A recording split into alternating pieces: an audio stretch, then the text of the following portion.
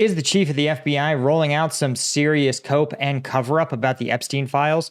Their official stance now is that Epstein never trafficked anybody, and his friends and clients were all just good friends. Just why do they expect us to believe this? And what exactly do we really know about the operation? I'm Paul, U.S. Army combat veteran. Hit that subscribe and let's talk about it. All right, so this is a preposterous, right? So preposterous that I got to continue to cover it because this is the director of FBI, Kash Patel, who, after facing considerable criticism for his pretty bungled manhunt of Charlie Kirk's killer, is now trying to curry favor with the president by saying, actually, guys, you know what? We have no credible information that there were any other people involved in Epstein's crimes. That's right. He told a panel, a U.S. Senate panel, that there was no credible information that Epstein trafficked women and underage girls to anyone but himself, seeking to diffuse criticism of course, the Trump administration's move to end its review of the case. Now, this is crazy. He says, we've released all credible information, which is doing some serious work here. And then he says it's disgusting that anyone who jettisons our 31 years of combined experience that is now at the helm of the FBI, referring to himself and Dan Bongino, who again, never held high-level positions at the FBI and never led an investigation of this scale.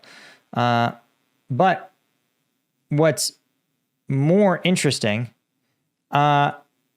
is that the reality, when you look at it, right, you can even ask some of these AIs. I tried to ask Grok and it just didn't do anything that interesting. But for months, Kash Patel has been saying that there's a huge client list. He's going to uncover it. We're going to know who Epstein's clients were, and more importantly, whether or not they engaged in sex trafficking of any of the women and girls.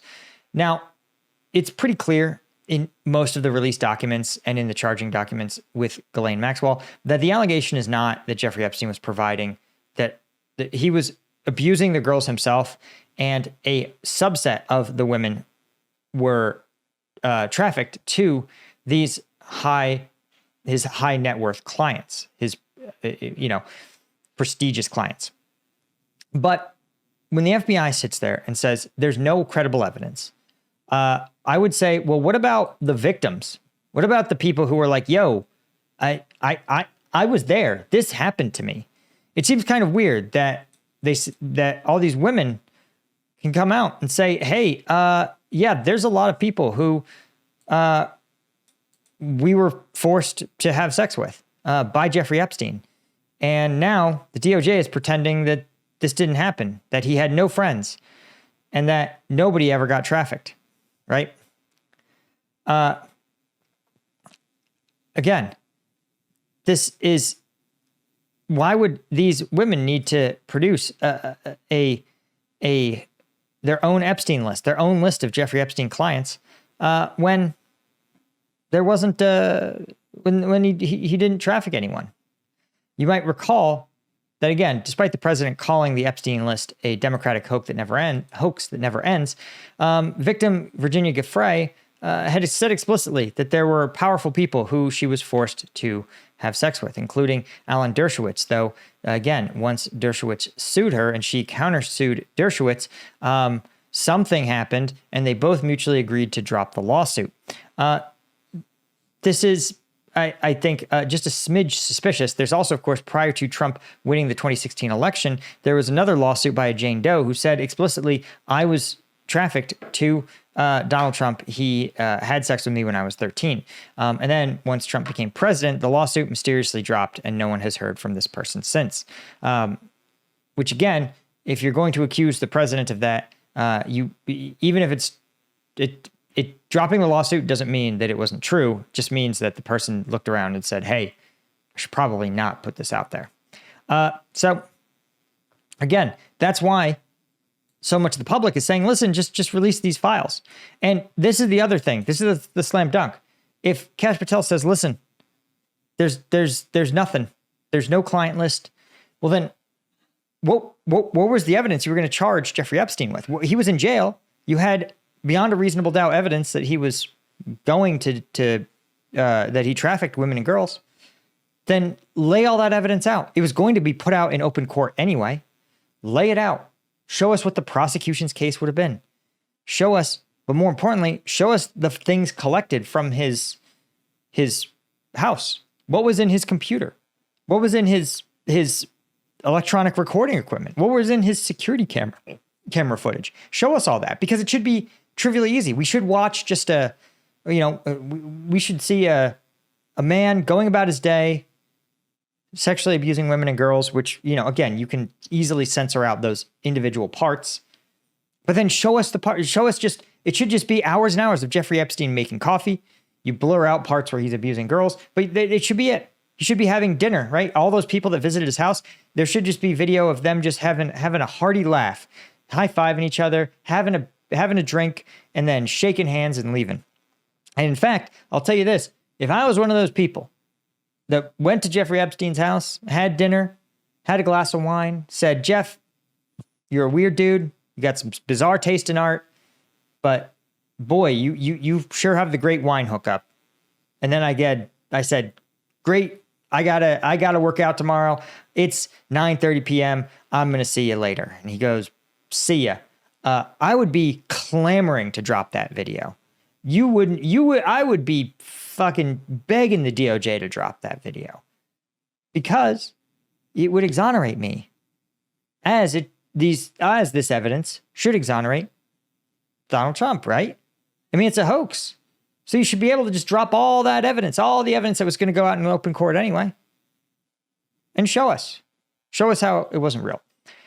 Now, right, what I think is the really weird part is how many other people are out here saying the same stuff. In fact, Alan Dershowitz, again, an alleged Epstein client, alleged Epstein participant, said he knows all about the list of Jeffrey Epstein's alleged clients, which is a really brilliant take.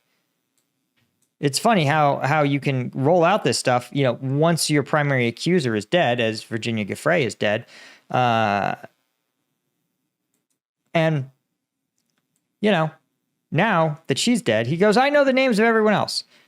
I know the names of individuals. I know who's suppressing them. Bro, it's not a secret. We know who's suppressing it. And frankly, we have a pretty good idea of who the individuals are, right? If you did a bunch of flights on Epstein's plane, you visited his penthouses or Manhattan houses multiple times, it's called a clue. Another clue is that Elon Musk was like, yo, Trump's in the Epstein files. And of course, Donald Trump's robust defense is, quote, are you still talking about Jeffrey Epstein? That guy's been talked about for years. You're asking, we have Texas, we have all these things, and your people are talking about this guy, this Jeffrey Epstein. It's unbelievable. It's absolutely preposterous. It's so stupid. And again, am I saying that there's a singular client list? Maybe not. Like, if you're trafficking, if you're doing that sort of thing, but Epstein has his little black book with a bunch of markings on it. That's been publicly released. There's all the names in there. Right? He's got the flight logs to his plane that he took to his island. That's publicly available. Like, I guess the question is, what else do you want to see? Yeah, it'd be wild to see if there was like video footage or something, but like the very notion that there is not sufficient evidence to draw a preponderance of the evidence conclusion about who was associated with Jeffrey Epstein is ridiculous, right? As we pointed out, in the UK,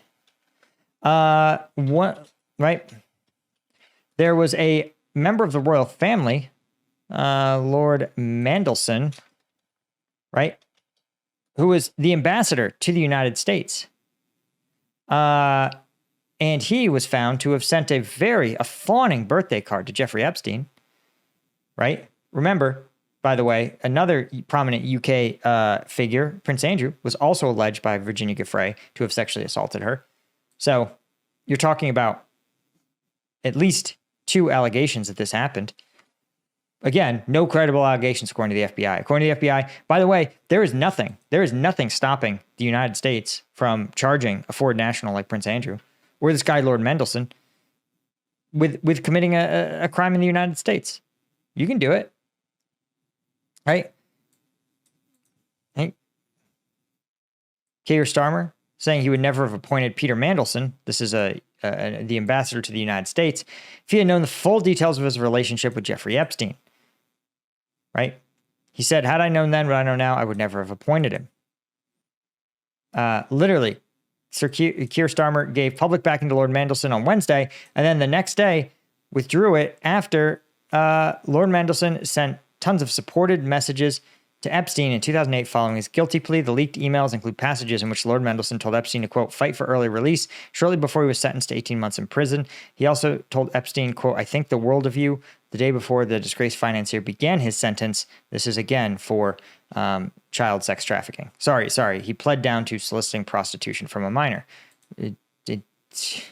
Imagine saying that shit to someone you know who's done that.